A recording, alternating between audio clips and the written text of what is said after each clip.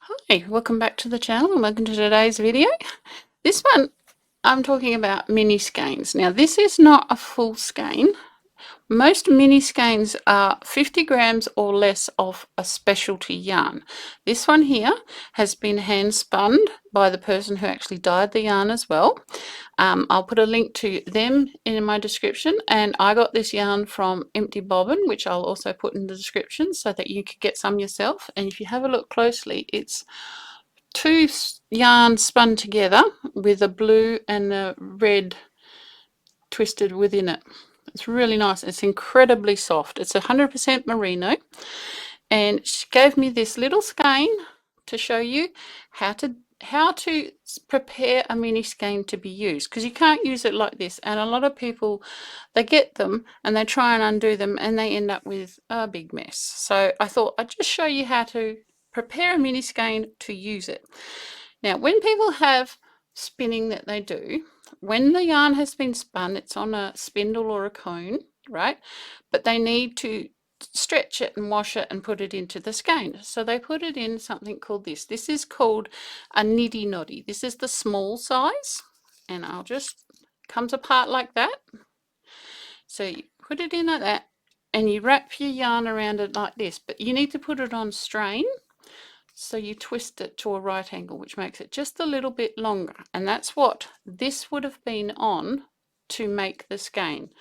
Once that's done, then they do their little hand twists and make this nice presentation. So I just thought I'd show you that. Not everybody can have a Niddy Noddy handy. This is great to unwind on, but I'm trying to do this for someone who doesn't have this. I got this one from The Good Yarn, which I'll also put in the description down below, that way, if you wanted to get your own to help with your own unraveling. Anyway, so most skeins, and this is all size skeins, if you have a look, you'll have one end that's just a plain loop, and then the other end is a plain loop and an end coming out of it. So what you need to do first is you need to pop that through there, and then that will unravel all that. Keep a hold of this end. Unravel, unravel, unravel. So that has done that, and then this loop, you take this loop apart as well. It'll make a very long loop. I'll just go like that, and you see there. Now, the different ways that people have done skeins in the past is they have had another person with them holding their hands apart. I'll go like this because you can't. I twist it so you can see. You can see what I'm doing. It's a bit longer than I thought it would be. So you have people holding it apart and you wind off the hands like this, or they put them on the backs of chairs. That might work if you've got the right kind of chair or you've got another person. You don't always have that. What you need is you need to put this around something that's going to expand. Some suggestions are you could get a Swift. That's a mechanism that spreads apart a bit like an umbrella. You could also tie together some books, put it on, and then you take your tie off and the books will spread out. These are not hardcover books, so that they'll spring back to their form. And the other option is a pillow, a long pillow. You can barely see it. This one's a long pillow. But if you push this in half, you can put the skein around it and then let the pillow go, and it'll spread out, and then your skein will stay straight on it. I might actually show you that one while we're here. So you put it on like this and then spread the pillow out, and then straight. So what you want is this fairly tightly. This is not tightly. I need a bigger pillow or more than one pillow. But you need it fairly tightly so that the threads are running straight. Now, if you also look, I'll just take that out of the way so you can see. This thread here is usually a different color and it's not really attached to anything. What you need to do, there's another one of them there. You need to find the two ends, because that will be both ends of the skein. And this one is here. This has been tied. I'll just slowly, and there's another one. So that's tied there. There's usually 4. Yes, there is 4.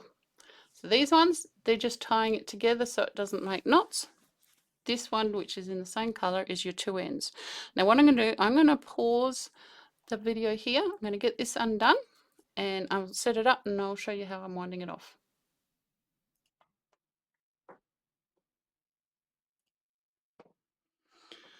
All right. My pillow has got bigger. What I found is that this yarn has a lot more stretch than I was prepared for. So I've ended up using the 2 big pillows off our bed, and I've wrapped a piece of fleece that I had around them so it's one continuous part. I've also undone the knot that was holding the ends together. And so this is now all the way around the pillows, got 2 pillows, and it's straight. It's not crossed anywhere. That's what you need. You need it to go all the way around in a continuous loop so that you can unravel it without making knots in your work. So what I'll do now is I will put my pillow on my lap and unround this, and I will show you also, I'm going to do that, and I'm going to wind that skein onto this cardboard roll that I saved. It was from a crochet cotton. You can wind it in a ball, but then you've got to put it in a bowl or chase it around the room, and I'd rather not do that. So I'll wind around the outside of this. I've used a pair of scissors and just cut a little notch here. I'll put my end in that so that I can wind against it when I'm taking it off the pillow. So I will go and do that, and I'll be back with it on here and show you what it looks like.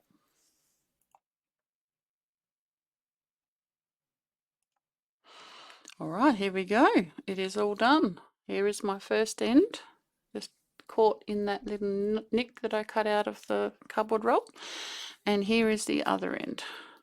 Now these ones have a tiny little knot at the end. That's to keep the pliers together while they were on the skein. And then all you do is just start like normal. This is incredibly soft. What I'll probably do with this is I'll probably make like a baby hat, because there's only a small amount. So you just use it as normal. It hasn't got that much of a halo to it. As I said, this is 100% merino, so it will be very warm. So I'll probably just do a granny square and then put a ribbing on it. Basically, that's all I'll do. So it works up quite nicely. This is with a 4.5 hook. Yeah, so that's how you go from a skein to a usable ball of yarn. I hope that was helpful to you, and you can work out what works well for your skein. If you liked the video, please like, share and subscribe, and we'll bring more to you. See ya.